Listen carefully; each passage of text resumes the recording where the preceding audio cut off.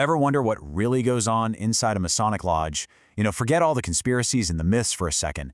Today, we're going straight to the source. We are cracking open an official 19th century Freemasons guidebook to understand their core principles, their symbols, and what they're all about, right from their own words. All right, let's get into it.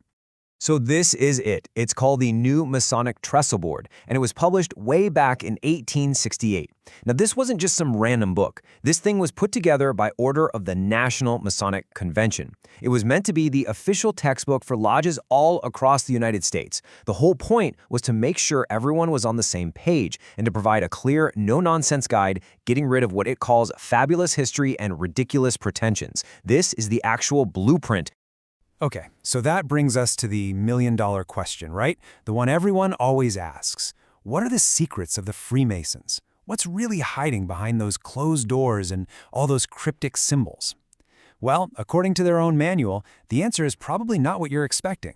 It's less about hidden treasure and more about a kind of hidden architecture for your own character. See, the real secret that this book reveals isn't some secret password or conspiracy. It's a very detailed, highly structured system of morality. The book says it flat out. Masonry is a system designed to teach people about the great architect of the universe and the moral laws he set out for them. It's not a secret society, it's a blueprint for how to build a good life. So, to really get a handle on this blueprint, we've got to start with the workshop where all the building happens, the Masonic Lodge. What exactly is it, and what's its purpose, according to this 19th century guide? The book is super clear on this. A lodge is basically a group of members, or brethren, who get together to work on the mysteries of the craft.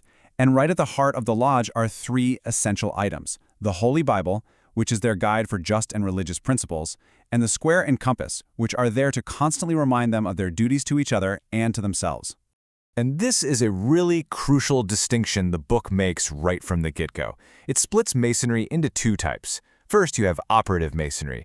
That's the historical, hands-on craft of the stoneworkers who actually built the great cathedrals. But then you have speculative Masonry, and that's what we're talking about today. It takes the tools and the language of the stonemason and applies them as symbols to the art of moral philosophy, of building a better self, or as they call it, a spiritual building. So how does this whole building process even start? Well, a Mason's journey begins at the first degree, as an entered apprentice. This stage is all about laying a solid moral foundation. And they don't do it with long lectures. They do it with a set of really powerful, simple symbols. These are the very first tools a new Mason gets.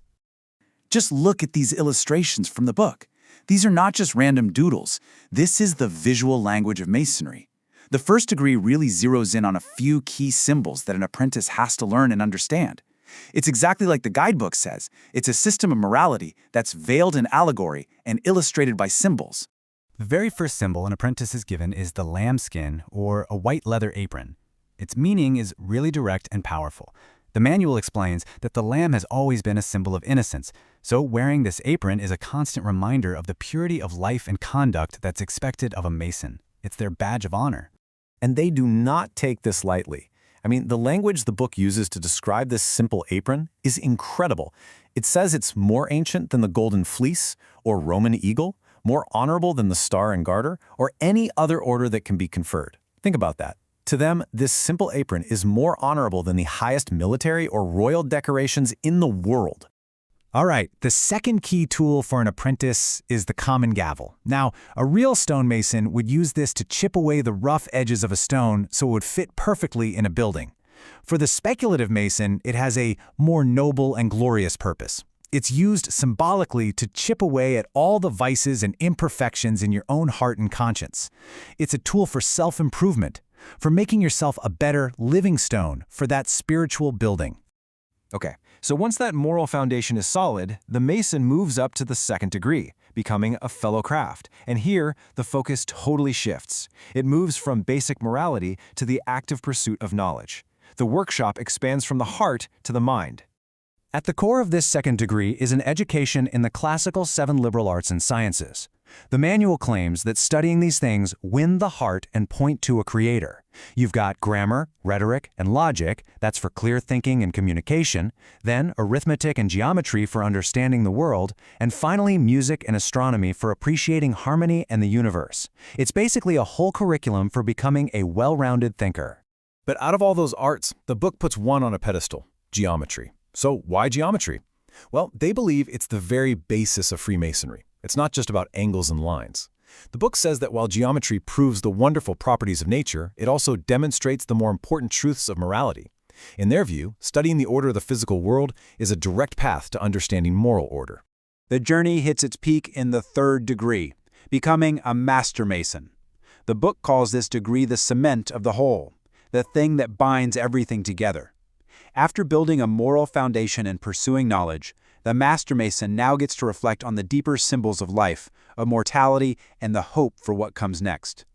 And wow, this 3rd degree is just packed with symbolism. You've got the 3 steps, which represent the stages of life: youth, manhood, and age. There's the pot of incense, a symbol of a pure heart. The beehive, a pretty straightforward emblem of hard work and order. Then things get a bit more serious. You have the scythe, symbolizing time cutting the thread of life. And finally, the anchor and arc, which the book says are emblems of a well-grounded hope and a well-spent life. It's a whole symbolic journey through being human. So, we have the moral tools of the apprentice, the intellectual arts of the craftsman, and the philosophical wisdom of the master. What's the endgame here? What's the grand design that all these degrees and symbols are actually working towards?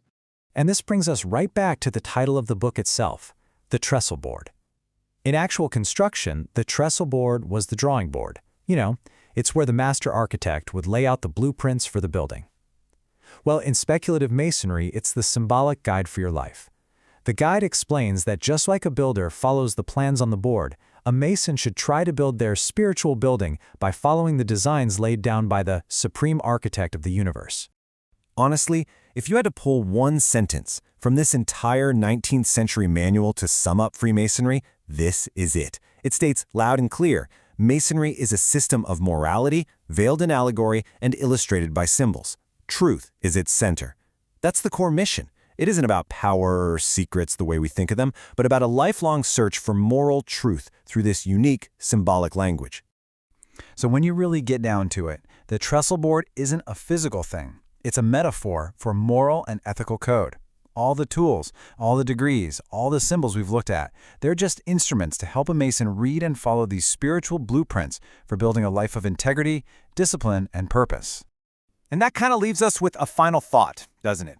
The Masons back in 1868 had this incredibly detailed, symbolic blueprint for how to live their lives.